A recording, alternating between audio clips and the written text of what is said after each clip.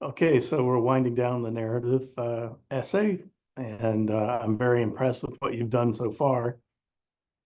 You've done a variety of paragraphs at this point to help build your essay, and you've paid special attention to the introduction, which includes the hook, the background information, and the thesis. Those things are all important for scoring well on this essay, the narrative, which ultimately is supposed to convey a story that you have to your readers. But the other important aspect to a narrative essay is to keep your reader interested and entertained.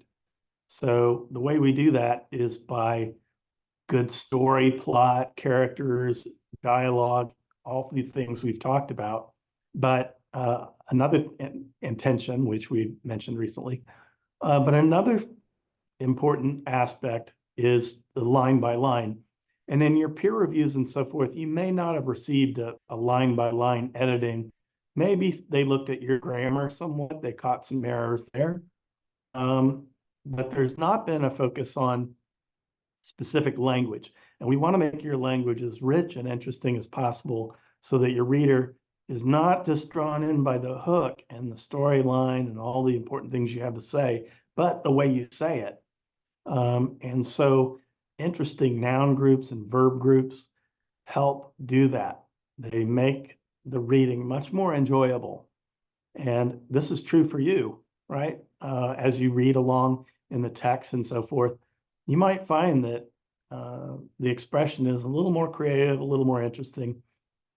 And again, this is the most creative essay you have, but it does help your future essays because using powerful active verbs and noun groups does tend to keep your reader's interest.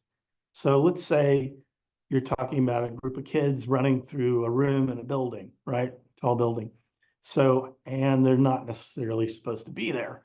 But your sentence currently says that the kids went through the room, right?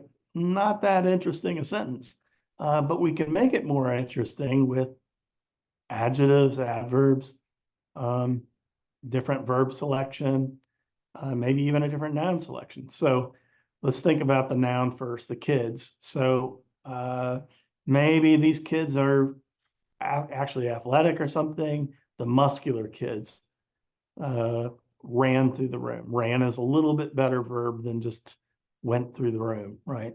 So maybe we want to make that verb stronger, not just ran, but hurried or tiptoed. Tiptoed's kind of an interesting verb, right, for movement through a room. So the kids, the muscular kids, tiptoed through the room. Well, okay, we're getting more interesting here, but any kind of a room, maybe we can change an adverb to that. Maybe it's a really unique room in some way, or maybe really ugly room. I don't know. And we can come up with something for that. We can come up with adverbs. So they tiptoed rudely. They weren't supposed to be in the room, right? So they tiptoed rudely. The muscular kids tiptoed rudely through the room. Maybe they're as I mentioned, they're in a tall building in a city. So instead of, at some point in the essay, we probably have reverted to, I see this a lot, sort of non-precise pronouns and descriptions. So we might say it for the building, right? We've stopped using the term building, but we use it. And the building happens to be a skyscraper, right? Which is far more interesting than building or it. They were in the skyscraper, which was prominent on the horizon. So we can make our language much more interesting. If you find yourself using it, there, and I mean both forms of the term, THERE, right? Or THEIR, or his or her. look for what you're at, or it, just it. Look for what you're actually trying to say, first of all, right? And it can be a combination of words. It can be a phrase or a combination of words, right? The building that's on the horizon, right? The skyscraper on the horizon. Maybe you're a distance from the city and you see the skyscraper on the distance. So actually say that. Say the skyscraper on the horizon instead of it, or a location instead of there. THERE, right? So these are just some ways that you can improve your narrative, improve your essays, and help move it along. I am, again, very impressed with what you've been doing, and I look forward to reading your work on your pass through after you've looked at the things that people have commented on the peer reviews of your rough draft, or any kind of review you've done, editing you've done. Look at the line by line, right? You're looking at it's important to look at the overall. That's the most important thing, maybe, but also look at the line by line, and make sure that all that stuff is happening.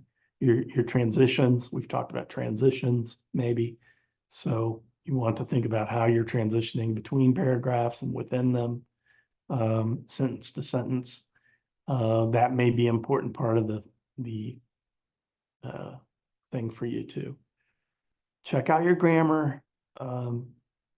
Make sure that you've covered anything that we've covered recently regarding grammar, or any things I've corrected in the past. So far this semester, you don't have much that I've corrected, but I'm looking forward to reading your personal narratives. Be well, keep writing, keep editing. You can never edit them enough, right? The best editors and writers go back over and over what they've written, sometimes for months. So you don't have to do it for months. You don't have to do it for weeks.